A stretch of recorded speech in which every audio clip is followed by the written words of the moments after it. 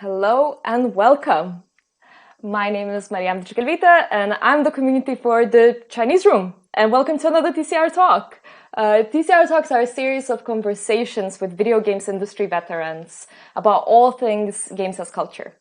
Us at the Chinese Room have a proud record of pushing limits on what can be considered a game, and these talks are an attempt to invite all of our small colleagues to get inspired too. So thanks to everyone that attended and watched the first talk with Ian Simons from the National Video Games Museum, and to those who haven't, they're all placed on Dojo. Right, before we begin, a few bits of housekeeping still. Follow us on social media, of course. Subscribe to this channel and follow us, on the Twitters, the Facebooks, and of course, our incredible speaker as well. But more on that later. This video will be made available via our newsletter, so please subscribe to that too. And conversation will last about an hour. Ask your questions in the chat box, please, most definitely. And I'll try to bring them in during the conversation, but if I won't be able to, possibly we'll have to address all of them at the end. And as always, thanks to Suma Digital family, who is supporting the talk. All right, let's do this. The introductions go. So, Josh Sawyer is one of those people in the games industry that really seldom even need an introduction. His legendary career spans over an incredibly creatively rich period, during which he designed such classics as the ones listed on the slide. Of course, Fallout, New Vegas being a runaway success. In 2002, Sawyer initiated a Kickstarter campaign that essentially saved Obsidian and gifted us the critically acclaimed and beloved Pillars of Eternity. But what's special about Josh is that he doesn't just sit on his laurels, but he is one of the most active advisors to the people entering the industry. His Twitch streams, Tumblr page, and Twitter account are all full of fantastic game design and studio management advice. Josh always uplifts smaller voices and has been somewhat of a real moral compass through what can be a dark industry. And besides being a design legend, Josh also has plenty of interests outside of game making, bike riding and bike mechanics, politics, medieval art and literature, and so on. And it's that latter part. How do various cultural aspects inspire his work? That's where I want to really focus on in this conversation, in this hour that we have. Where does his rich pool of references come from? How do they inform his practice? Of course, I encourage the viewers to ask full-on game design questions, of course, anything you wish, but that will be my prepared line of questioning. And all right, without further ado, let's bring in Mr. Josh Sawyer, Design Director of Obsidian Entertainment. Hello, Josh. Hello. It's so great having you, and just what a privilege. Thank you so much for your time. Many of us at the Chinese Room are, of course, big fans of yours, and this is just such a privilege to pick your brain for an hour, and hopefully we can get a bunch out of it. Thank you so much for having me. Awesome. So, well, first of all, of course, let's hear a bit more about yourself. What was your path getting into games? You come from an arty background, I know that, and you are interested in the arts to this day. And how does that that help you in your line of work? Yeah, I would say it's weird now when people ask me how I got in the industry, and a lot of times I'm interested to know if they're looking for their own way in, because the way that I got in is not really reproducible, I don't think, at least not anymore. So I got into the industry in 1999, but prior to that, going all the way back to my childhood, my father is a bronze sculptor, and so I grew up wanting to be an artist of some sort. I was actually not that good at sculpture, but I got into illustration. I was very interested in illustration. I learned a lot about art and art history just growing up with my dad. I'm colorblind, which when I got into painting was very, very challenging for me. And I started to kind of drift away from that. And I shouldn't say I got into music, because I had also done a lot of music growing up with my father. But I started doing more music in school. I eventually went to school for vocal performance at a conservatory of music. I was not a very serious student, though. And I left because the conservatory program was very challenging at Lawrence University, and I got into history. So I'd always had kind of this general interest in history, and I eventually graduated with that degree. But along the way, so this was the mid 90s, and I taught myself web design because HTML and web design was very hot. So I taught myself web design. I taught myself, excuse me, I taught myself Flash animation. At this point in time, it was Flash 3, which is very old, and rips, by the way, to Flash. And when I was about to graduate, I was graduating with a history major and a theater minor, and not a very good grade point average. And I did not know exactly what I was going to do with my degree. And a friend of mine told me, my friend Michael said, "Hey, by the way, there's this company in California, Black Isle Studios. They're hiring a web designer." And I knew Black Isle from Fallout 1, which I had played in college and I thought was incredible. I was like, oh my God, like that would be so cool. And so I applied and I got the job. I was not the first choice. So what I heard was later was 62 people applied for the job. 3 people knew Flash, which was very lucky for me. The guy they wanted to hire turned it down because he wanted to go to Seattle to be with his girlfriend. Thank you, whoever you are, because that's how I got my job. And so then I moved to California and I started as the web designer for the Planescape Torment website. Planescape wasn't announced at the time, so it was pretty cool. I came in, I got to work with all the developers building the website, which was a really great experience. But I really wanted to be a video game designer, and I knew a lot about Dungeons and Dragons and the Forgotten Realms. They were making Icewind Dale at the time. And eventually, Fergus Urquhart, the studio head, who is still my boss at Obsidian, he said, okay, you can do junior design work, but you still have to do web design work. I was like, okay. So that happened for a while until they eventually realized that I was a much better game designer than a web designer. And I did it full time. So that's how I got into it. And but that was in 1999. And at the time, most of the designers that I knew at Black Isle had English degrees, philosophy degrees, psychology degrees, things like that. So it was a lot of humanities and social sciences, because I'm not going to say there were no game schools at the time, but there were very few. And it was very rare that developers came from an actual formal educational background in game development. That is really interesting. I think that leads to one of the strands I want to unpick, because what you said there is very, very different from, I think, how things are now. Because you did say before, I've read on social media, I suppose, that in prospective hires, you look for people that have interest outside of games. And I just wanted to ask, I suppose, like, why is that? And how could we encourage that in game makers? And it does seem like it's, with the, so many university degrees in game making existing now, it does become a bit of a, I don't know, just a bit of a factory movement, like I'm just getting new graduates. But yeah, why is it so important for you? I think a lot of it is that I just want different perspectives from the people that I'm working with typically. And I think that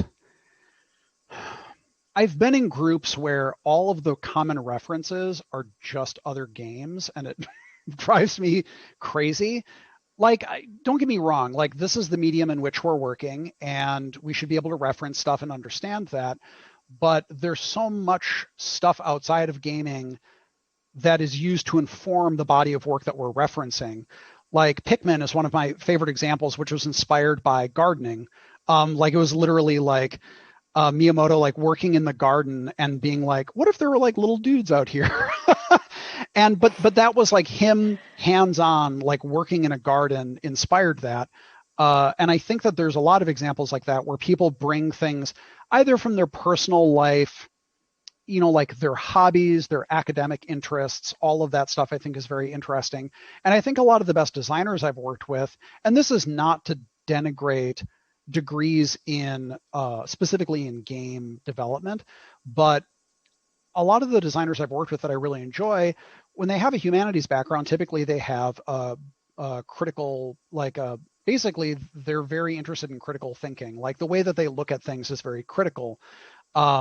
So when they think about why they enjoy something or why they like something, they're able to analyze that beyond a superficial level and break it down and then talk about it. Because a lot of the times when I'm trying to make decisions, obviously there's lots of things that I like that I try to put into games, but there are a lot of things that I like that aren't appropriate for the type of game or for the audience, or they don't work well with other choices that I'm making. So finding people that have a diverse set of backgrounds and a diverse set of like educational backgrounds is very important to creating a rich gaming experience, I think. I think when everyone kind of has this very narrow set of cultural references, game references, film references, it just feels very stagnant to me. So that's usually what I look for. No, I mean, I suppose so part of the mission with these type of talks is precisely break it out from that bubble, because again, there are so many, I suppose, tech related talks, but it is kind of fascinating to unpick a little bit of the relationship between video games and other forms of art, because we do sometimes tend to just really much sort of sit in our bubble, not only with production but also with the awards as well. The awards become, they're only all to do with, I suppose, again, other video games, whereas so often, again, some games are closer to some films or even to some sports than others, and that kind of maybe attempting to escape the curse of the genre would be Yeah. quite interesting. So actually, that kind of leads to my next question, a bit more of a broader one, because I mean we realize here that there is some sort of, I suppose, a problem, right? So that games as art are not necessarily receiving the kind of treatment that maybe we were hoping for. What was it? 10 years ago, Moriarty did the speech justifying, of course, an art critic, a cinema critic that said games can never be art. But since then, there has been a massive like burgeoning of artistic institutions that are interested in games, and also thankfully due to social media, famously this famous designers and or game makers like yourself are really broadening that's really broadening understanding what a game can be. But yeah, so just generally, what are the conditions that have separated games as an art form from wider aesthetic movements, do you think, and how could we bit by bit reclaim it, of course? Yeah, I mean, I first of all, I should say that I've never really been particularly concerned with whether any individual person considers games to be an art form. Um, I I try to treat what I do seriously as like anything that I've ever done artistically. And if I treat that with the same level of artistic integrity, I feel like if someone doesn't value it, like I'm not going to lose any sleep over it. If someone doesn't think it's valid, I'm not going to cry about it. I'm just going to keep doing my best and like taking critical feedback. Like the analysis of this is art or this is not art to me is honestly, I just don't care. The critique, the deeper critique of what I do well, what I don't do well, how I engage with themes well or poorly, or in any of that way, or advance the medium or don't, that's of interest to me. That's of concern to me. And I take that stuff seriously. But the high level conversation about this is art or is not, I don't really concern myself with. I just try to do the best that I can. I feel like this medium, though, the reason why I'm so drawn to it is because the player, and I understand this is not exclusive to games, but it is obviously a very prominent feature of it, is that the player is interacting with it. And that can be as simple as, even in a game where there's very little choice and consequence, it still does require the player to essentially drive the action in some way, drive things forward in some way. And the player, as an agent of that, can cause them to think more about what they're engaging with than if they were doing it passively. They're part of that experience.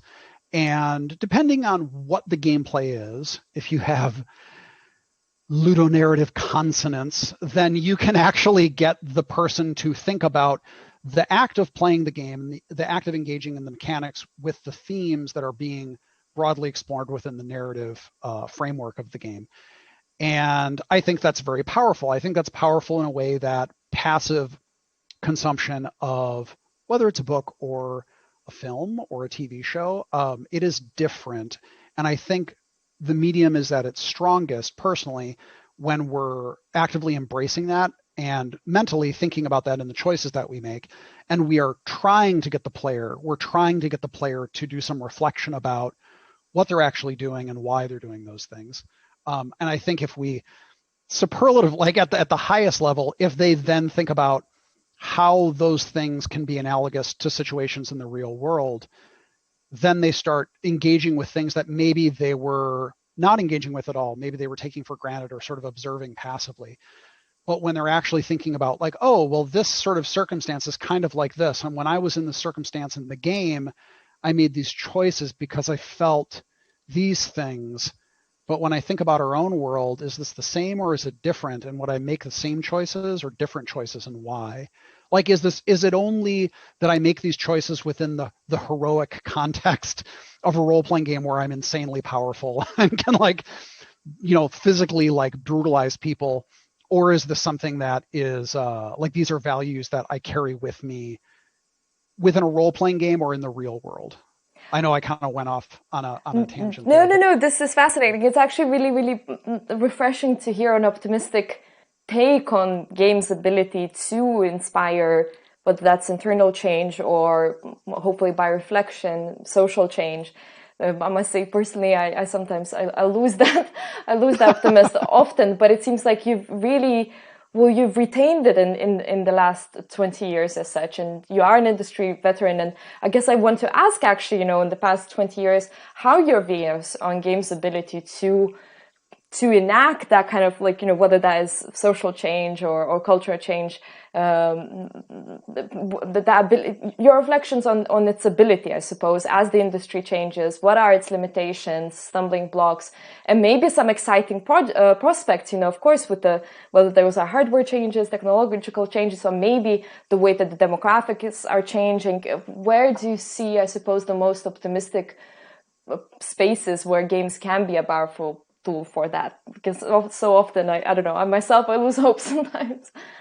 no, I mean I shouldn't say that I'm necessarily optimistic. I'm kind of optimistic, but by the same token, like, so without like leaping too far ahead, when I think about things like New Vegas or Deadfire, which I think are probably the two most politically or socially conscious of the games that I've made in terms of really trying to engage the player's thoughts about politics. We still see people. I think there's value in this in the capital D discourse, I guess. So, for example, there are people who will play Fallout New Vegas and they're like, Caesar's Legion, great. It's like, okay.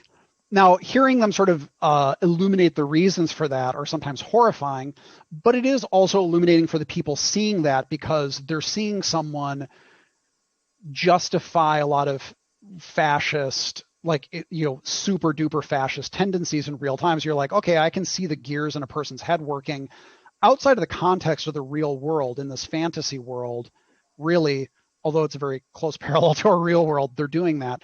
In Deadfire, one of the things that I thought was really wild, and I still think is really wild, is it's about colonialism at its heart. There's a native culture. There are two colonial cultures, which, by the way, was maybe a mistake on my part for logistics, like actually planning it. But I thought it was, there are so many cases historically where you have two competing colonial powers that are trying to like play the native cultures off of each other and all that stuff.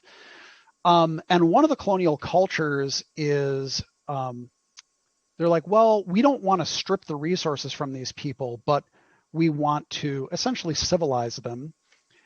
And the native culture is definitely the native culture, and but it has a caste system, and the caste system is dysfunctional, especially in the modern world with these colonial powers messing with them. It's making their caste system even more dysfunctional.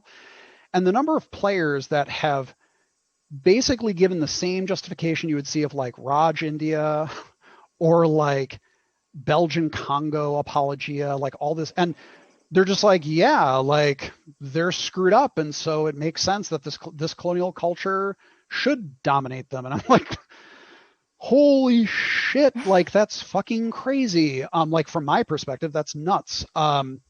So that's kind of depressing, but it's also, I like seeing people having these conversations because it does mean that they're engaging with this stuff.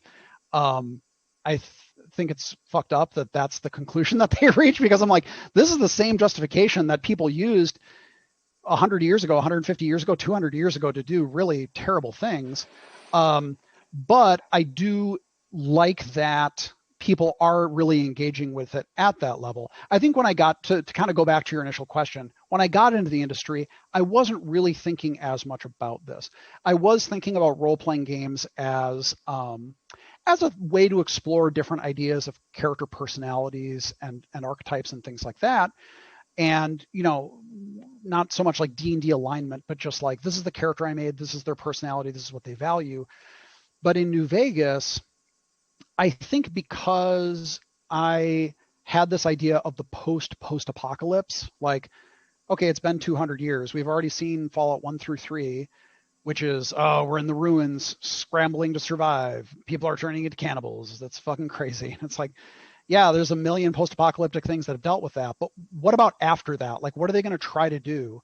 Are they going to try to remake the world exactly as, like, in some image of the old world, which ultimately is the theme of, of Fallout New Vegas, is people trying to remake the new world in the image of the old world, remaking America, remaking Rome, remaking Elvis, like an Elvis cult, all that stuff. I started thinking more about, like, well, I think people are going to try to engage with this at a deeper level. And I think people are probably going to start to reflect more on themselves. I do think one of the keys to making it work is making the heart of the conflict a materialist one. It's basically, it's water. It's water and power. It's like being alive, and being able to raise food. And so having that at the heart of it, I think making that the driving motivation of a lot of the players, I think helped make it more real to people. I do think that a lot of games and a lot of role-playing games, the motivations of characters often feel either so personal that it's hard for people to relate sometimes, unless they've had that direct personal experience, or they're very abstract, like power, like in a very sort of abstract way. But bringing things down to a more materialist interest, whether it's, even if it's in a fantastical context like Deadfire, I think it has ways to engage people more. And the thing is, I think it's frustrating because I think the games that are doing the most interesting stuff, the most interesting exploration of whether it's social issues. Tell us, such as, who are you referring to, I suppose? Let's see. The Josh Sawyer seal of approval over yours. I see. I don't want to actually. Well, I mean, I would even say something like Night in the Woods, because Night in the Woods. It's tricky because Night in the Woods is a very personal story on the one hand, and I know there are a lot of people who grew up in the '90s who are like, they really feel a lot of connection, especially in America, feel a lot of connections to May and the characters around her. But also there's the message of the mining in the town and it disappearing and literally well, there's a strong, I don't want to spoil things, but there's a very strong message. There's a very strong social and socialist sort of message at the heart of this. And it got a fair amount of attention, but it's not like a blockbuster runaway sort of hit game. And so I think that there's just a lot of games that don't get much attention because they're small in scale and small in scope. And I would say that one of the blessings and curses of digital distribution now is there are so many games. There's a shitload of games, and some of them are not trying to engage with any like deep social message, but a lot of them are, and a lot of them are trying to deal with personal identity issues, representation, by people there's plenty of games that are exploring what does it mean to be trans, and they're by developers who are trans, and that's great if you know where they are and can hear about them. But there are thousands and thousands and thousands of games coming out on Steam all the time. And it's very, very difficult. It's more difficult than ever for those games to really get much traction or interest. Which, like you had said before, I don't like I don't really think like I do that much to help people, but if I do see like a small game that is like, wow, this is really cool, trying to like retweet and say like, wow, this is really cool, please check it out. Um, so Yeah. yeah, Oh, like you I'm play them on optimistic Twitch as well. I've seen you just stream games and and playing them stuff. on Twitch. So it's, I guess the thing is like I'm optimistic because people who previously would not have been able to make their games or see their vision come to fruition are able to do that. Now the challenge is how do we let the potential audience for that game know, because and maybe it's not the mainstream gaming audience. That's the thing. It's like how do we let the audience who might not even think that there are games that would deal with this stuff, um, let them know like, hey, there's a game out here that is dealing with a topic that you might be interested in, and you might have fun playing it. Here it is. Check it out. You can go buy it now. I think that's the bigger challenge now. And in a way, the gaming market is growing and growing and growing, but I do believe that there are probably still a lot of people who are either unaware that there might be games for them, might not even think that gaming is for them. I do think that a lot of games, again, Night in the Woods is a great example because it's very easy to play. It's not a game that's about challenge. It's about exploring and sort of experiencing the story. I feel like Gone Home, Tacoma are also in that realm where they're dealing with personal and social issues, but they're not like, it's not like, oh, I got a rocket jump up here to get like there's no mechanical challenge there. And Mm. I think there's an audience of people who would like to come to games for the experience of the games, but might not know that there are games out there for them. I For think I sure. kind of rambled there, but No, I mean, again, anything and everything goes. And I think, again, there are a few strands to unpick even from that. I'd say Chinese rooms games also fit in that category of games that don't necessarily present like a massive, I suppose, mechanical challenge. But in terms of storytelling, yeah. it's a second to none. So, but I think it was a really fascinating reference that you gave about Night in the Woods, because one of the advantages, I think, to Scott Benson was that he was also doing the hard work of talking about politics publicly. What I find that sometimes frustrating is, I suppose, is the kind of maybe borrowing of a theme and then not necessarily exploring it further in terms of publicity. But he's very, he does the actual activism all at the same time, Yes. which is really, really important. And again, one of the things that I worry will maybe perhaps stifle that creativity is the constant. I suppose the slipperiness of the hardware, as it's called, right? And there is a wider conversation to be had about production cycles and how that, stifles creativity.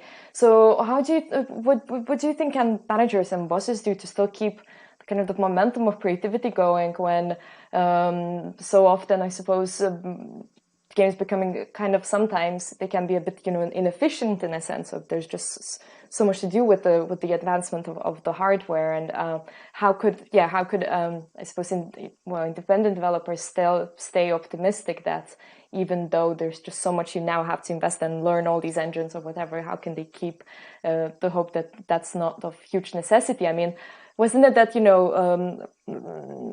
Fallout New Vegas was made in like also 18 months, so quick, and also with very, I suppose, somewhat basic tools also, then, and if you could just sort of, I guess, touch a little bit on the relationship between the growth of the hardware and what to do with that.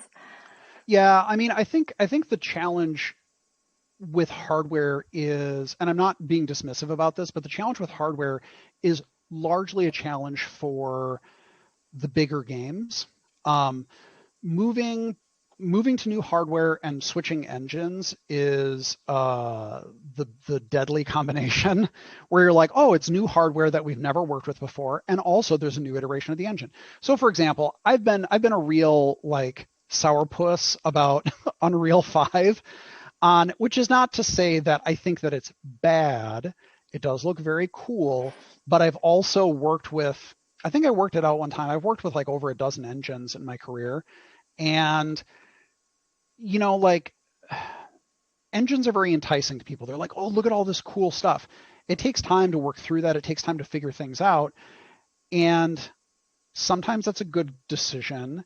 A lot of the times when I'm working with teams, whether I'm in charge of the team or working with a team, I'll usually recommend like stop. Like, do you want to spend your time figuring out how to use the tech, or do you want to spend your time using the tech and making the game? Because if you adopt a new engine and new hardware, you're gonna spend a lot of your time just figuring out how to do things, like basic things. So on the bright side, though, I do believe that for indie developers, I think really most indie developers, they don't need to worry about that stuff. I shouldn't say that. I don't think it's as big of a concern as maybe they might think it is. Like a lot of the best games, like I just saw Lisa. You know the RPG Lisa? It's crazy. It's absolutely not. Check out Writing it down Lisa. now. Yeah, it's a really wild RPG and it deals with some serious stuff and it's very funny.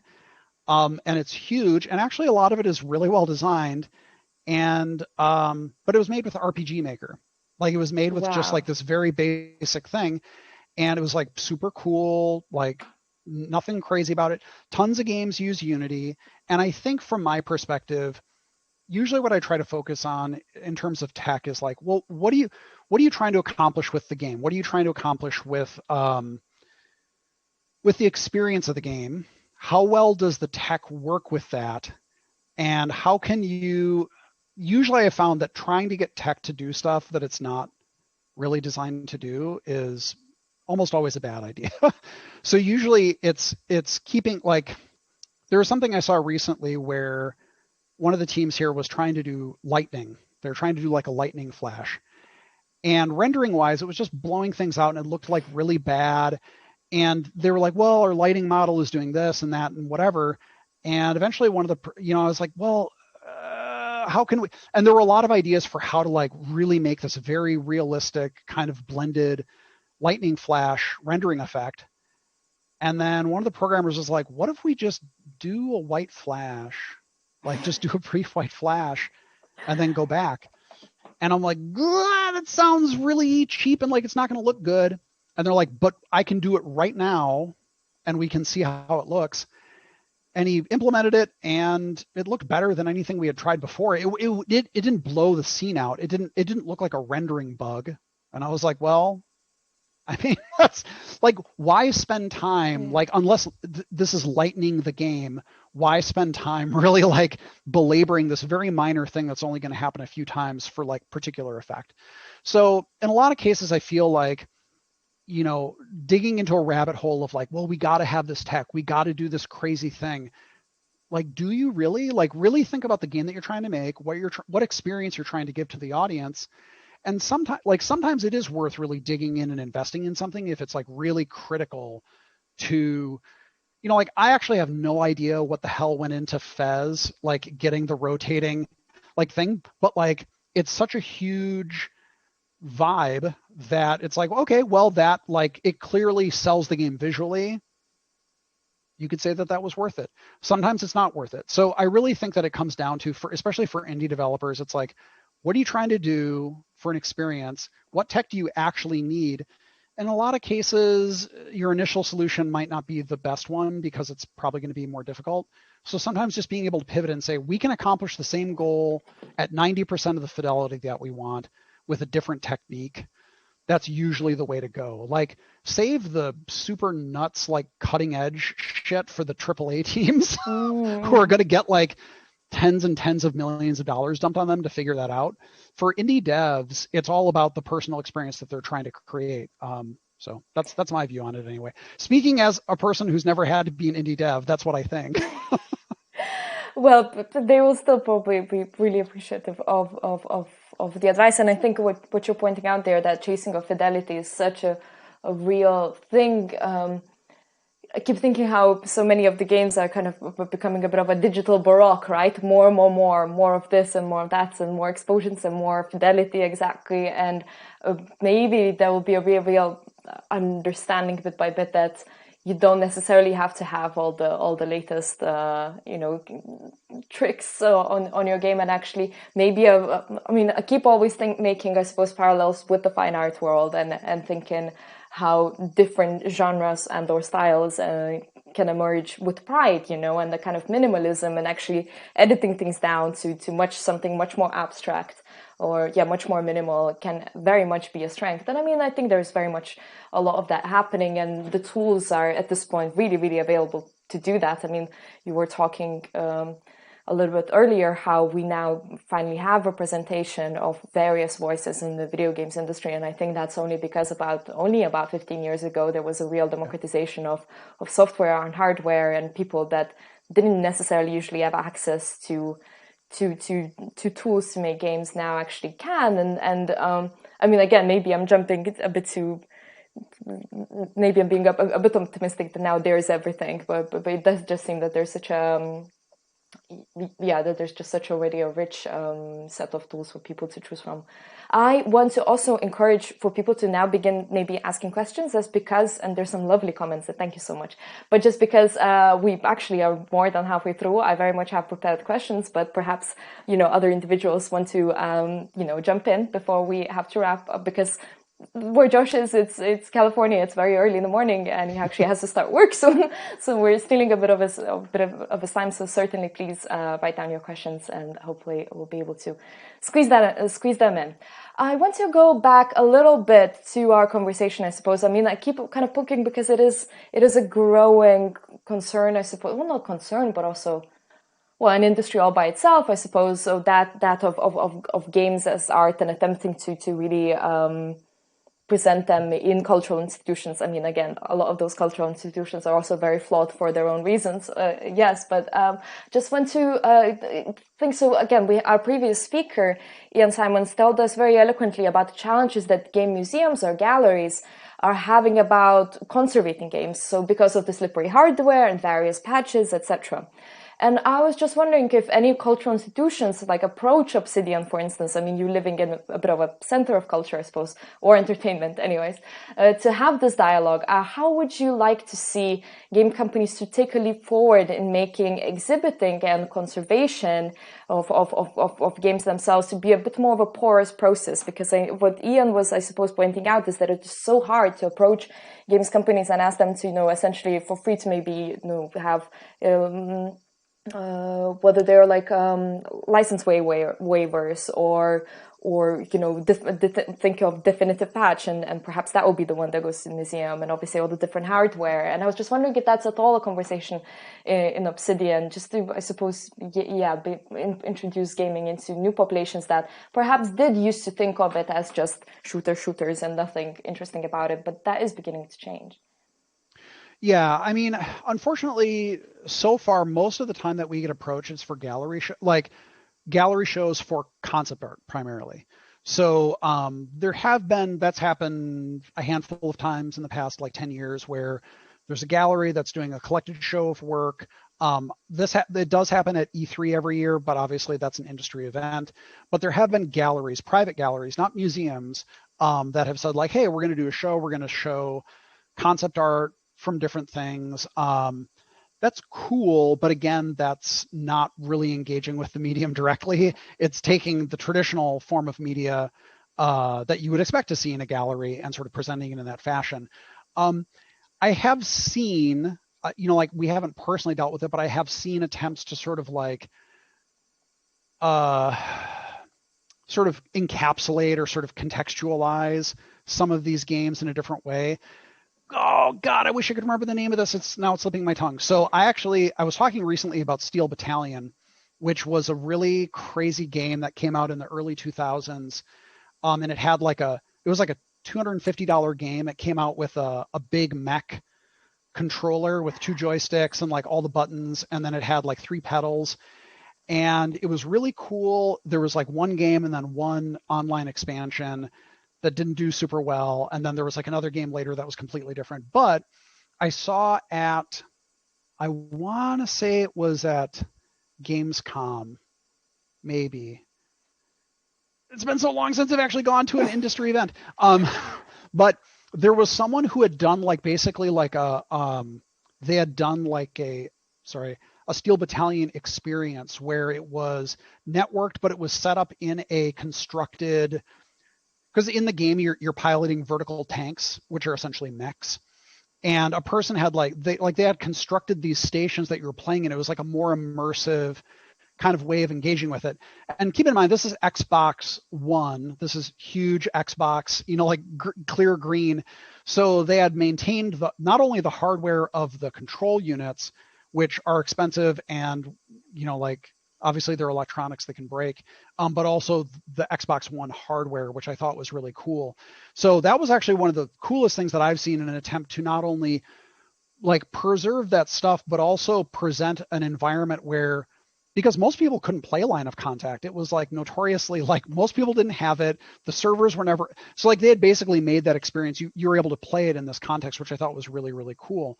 So I would like to see more efforts toward that, but I think it's still in its infancy because like you're right, there's all these like stumbling blocks. Like whenever we try to kind of do something new, it's like, is this patched? Is it not patched? Or is this like an offline thing? Like, how do we preserve the hardware?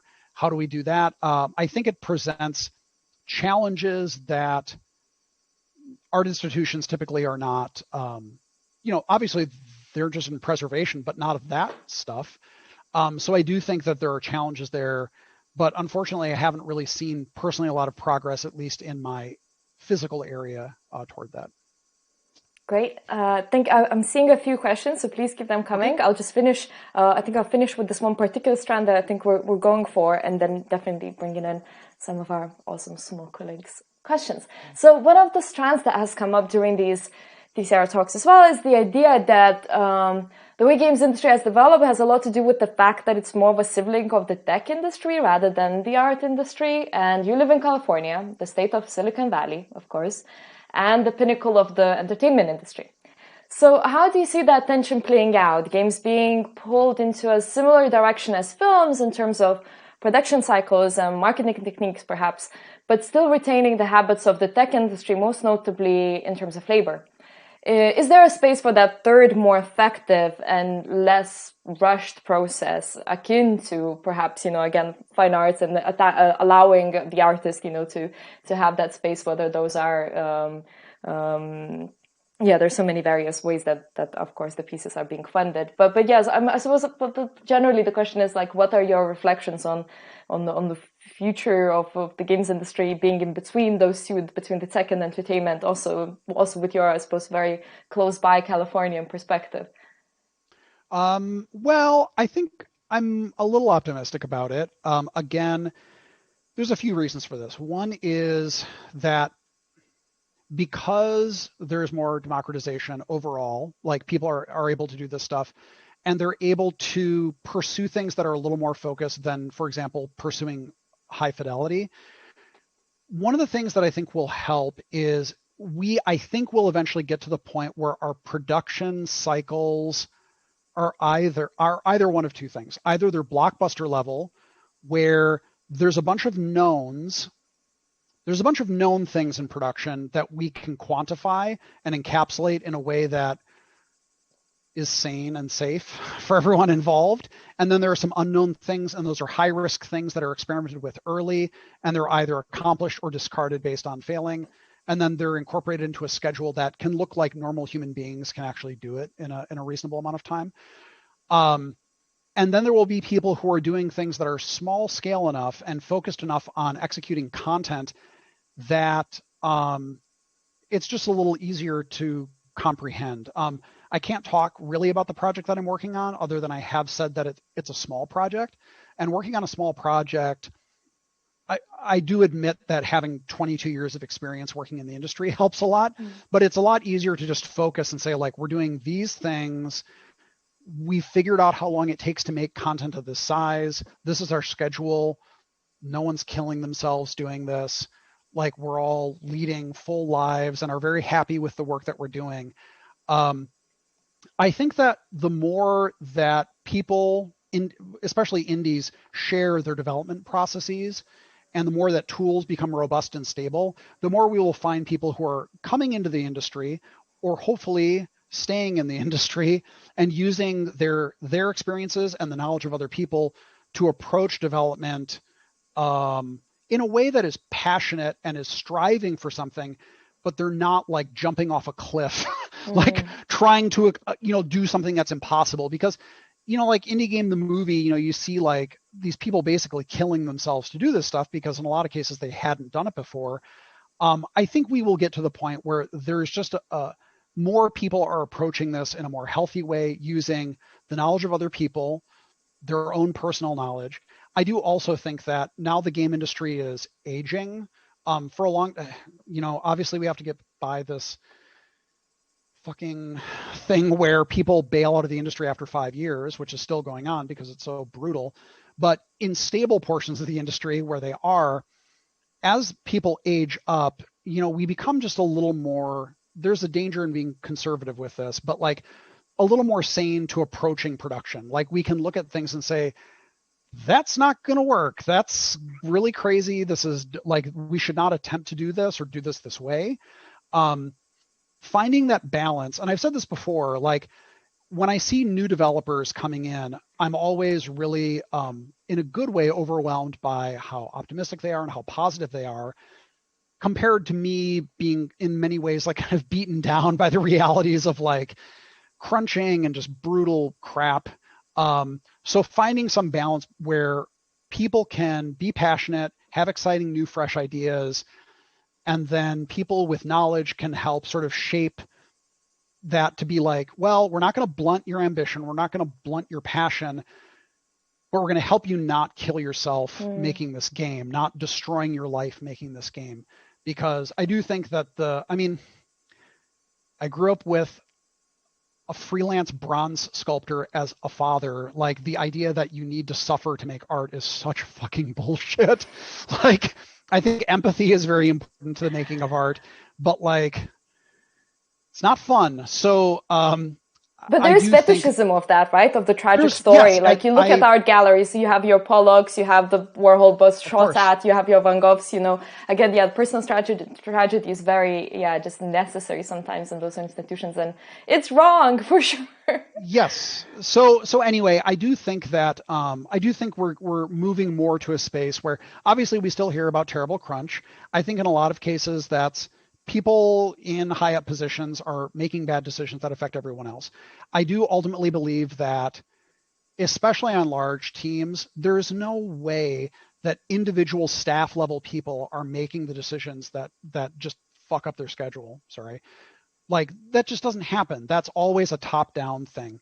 So the more that we can move the industry into places where either it's small teams that are determining their own destiny and doing it with some knowledge and experience from other people to help them make good choices. And then also having the big teams ideally being led by people who are experienced and have empathy and don't want to like drive people into a cliff. I think we're getting there. It's not where it should be. And it's not going as fast as it should be. But I think it's getting there. Inshallah, for sure, definitely. Yes. Right. So questions. Thank you so much. Thank you. I think that was my portion. I still have some question, but I think we're actually out of time, which is fantastic. Okay. So now our awesome audience wants to know, again, a few small questions. So do you have any opinions on Twine games, i.e. low technology required to make interactive fiction? I think Twine is great. I think that Twine is great for exploring lots of different things. I think that Twine is an incredible tool for people who are looking to get into branching narrative. So one of the things I'll say, obviously Obsidian really focuses a lot on branching, storylines, choice and consequence.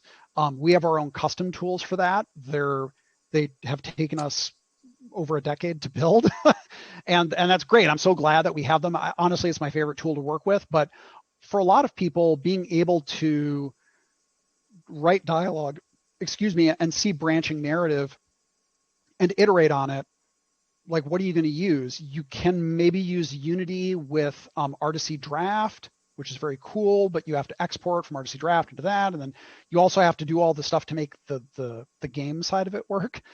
With Twine, like you can pretty much just do all that stuff directly.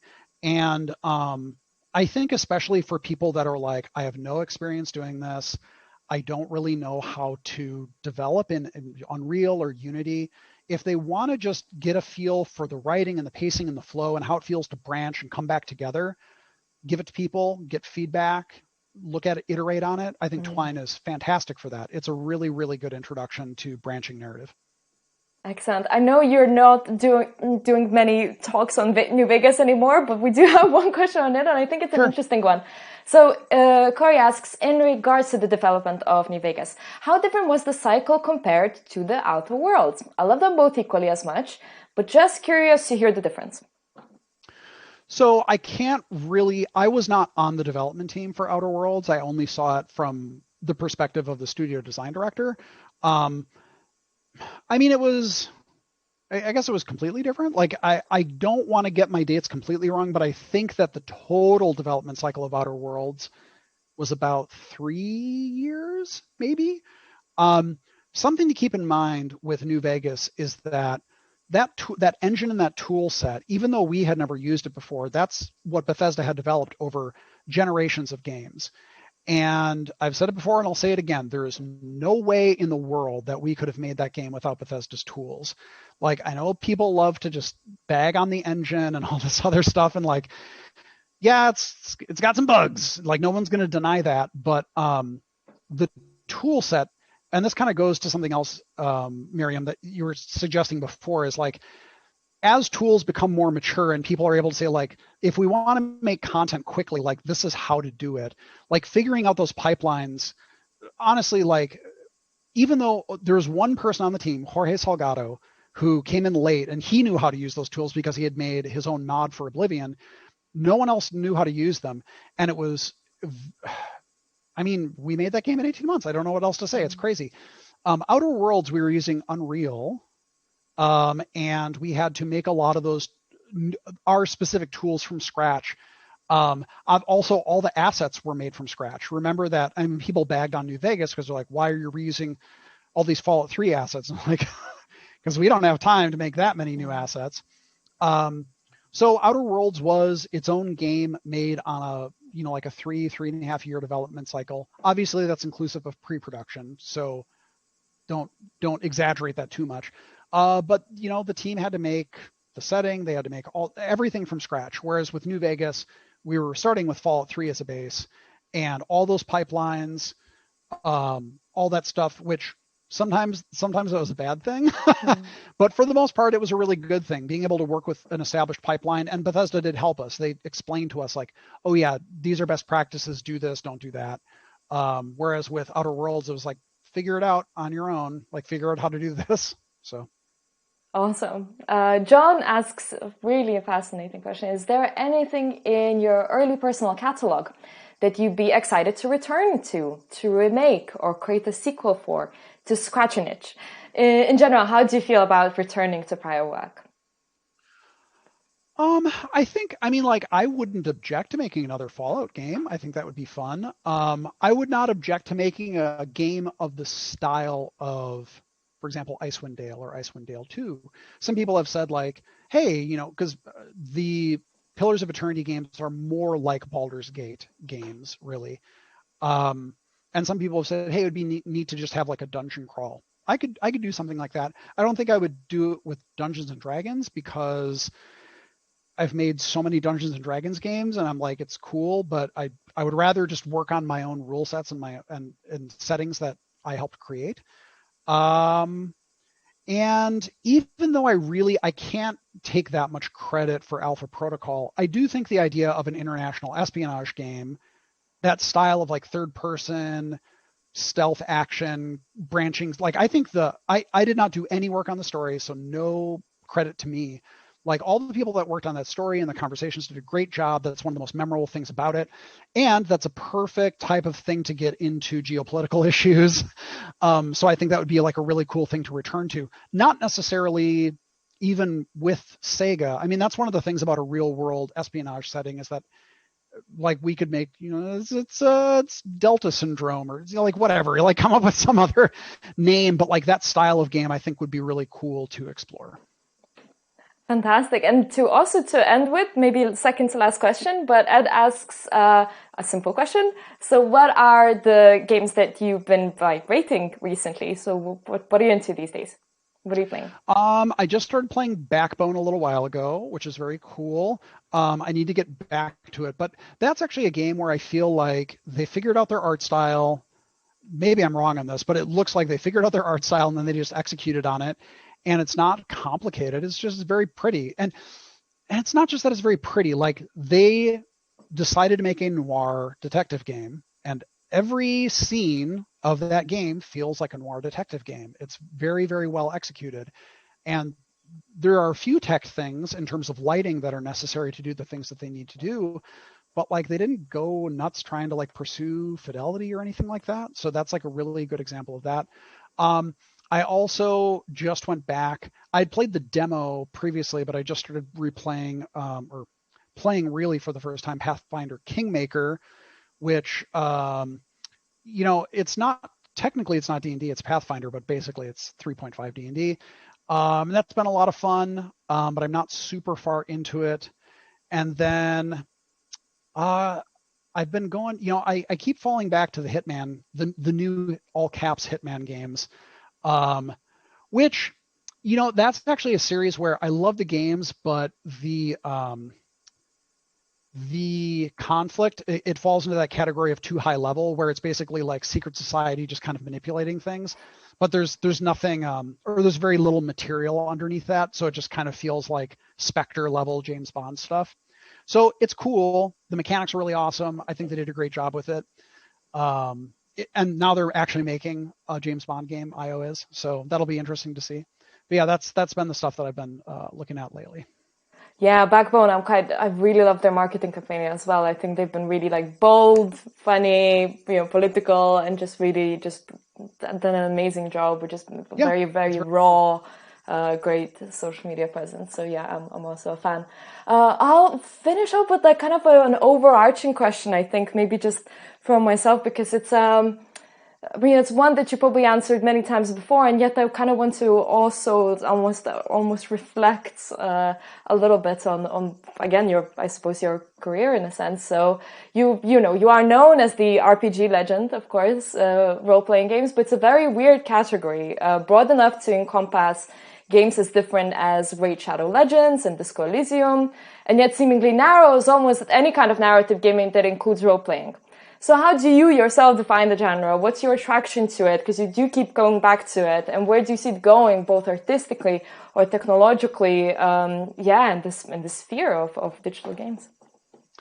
Yeah, I ducked out of conversations about, at least arguments about what makes an RPG, because they do get, like at one point I remember saying like, is Forza an RPG? Like I have a avatar that I can customize visually and aesthetically, like and it has stats that I can upgrade. Does that make it a role playing game? Mm. Because it was getting into this weird sort of like abstract kind of referential thing. For me, role playing games are largely about being able to define your character both mechanically and personality wise, and then expressing those mechanical and personality choices in the game in a way that makes the story change based on those things. So, like basically, if I can pick things about my character mechanically and I can pick things about my character personality wise, I can conceive of those, I can make that, and then I can play the game and express that in ways that make the story change. To me, that's the role playing game. So I wouldn't personally think of something like Diablo as a role playing game, because I can define my character mechanically and I can express my character mechanically, but I have no real way to express my character's personality or change the story. It's actually one of the reasons why I think that, God, I can't believe I didn't mention Disco Elysium in this whole talk. How did I blow that? But here I am. I'm going to mention it now. But Disco Elysium does a really great job, because I think that's what's so great about it, is that it is absolutely a role-playing game, but it shows that combat, which is usually the lens through which people kind of view role-playing games, doesn't really need to be a focus at all. Like it can be extremely incidental or not happen, but you can define all these other mechanical aspects of your character, and you can define their personality, and then you can express that and build it and change the story. That's a role-playing game.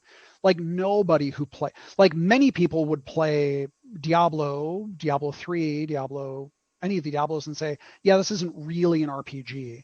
Some people would. I don't think there's a lot of people that would say that Disco Elysium is not a role-playing game. Mm. And I think that's because it really gets to that heart of mechanics and personality expressed and changing the story. So that's usually how I think of it. Um, of course, my background is in very much the like murderous. I'm casting spells. I'm like shooting a bow, and that's fun. Like I enjoy those games. It's a lot of fun. But really, at the heart of it, it's not about combat. It's about that idea of I do things in the world.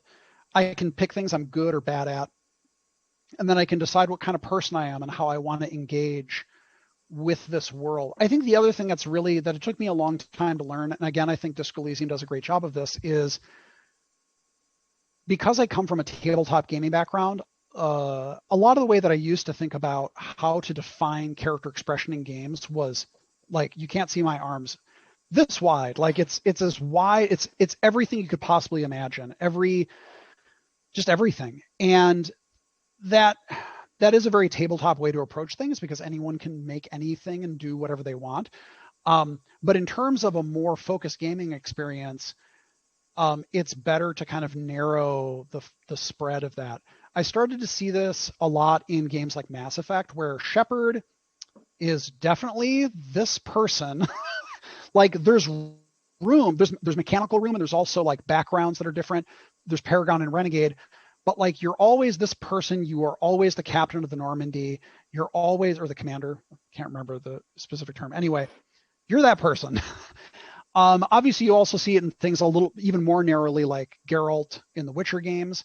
But in Disco Elysium, like you're always this alcoholic detective, like, and that there are boundaries of expression there. Like you're never going to be not that person, but there's still a huge range of choice and expression within that.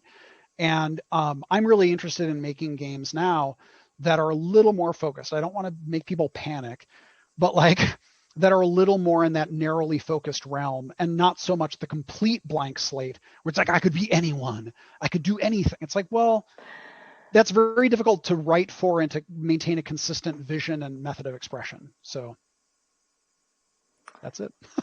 Josh Sawyer, at the top of his game, reflecting on his incredible career here with us. We're so thankful. Really, this has been such an incredibly rich hour. And Thank you yeah, so I feel much. like we really only scratched the surface on some themes, but also touched so much all at the same time. We cannot wait to see what you're up to. It's always great to have solidarity between all of us, game makers that are trying to really push this medium forward. And what a job you have done, and also really helping so many people along the way. So thank you for your time. Have a great day, and Thank you. cannot wait to see what comes from your end next. Thank you so much. Thank you. Thank you, everyone that tuned in, and thank you for your great questions. We'll be back in a month. Please, as I said, if you can follow us on social media, I have to do that, but it's just part of the part of the gig. And once again, thank you, Sumo. And yes, video will be available via the newsletter and as well as on Dojo. And yeah, thank you so much for coming and really spending this wonderful hour with us. And have a great evening. Well, I guess evening for us, and soothe those hangovers if they're after the championship. Bye-bye.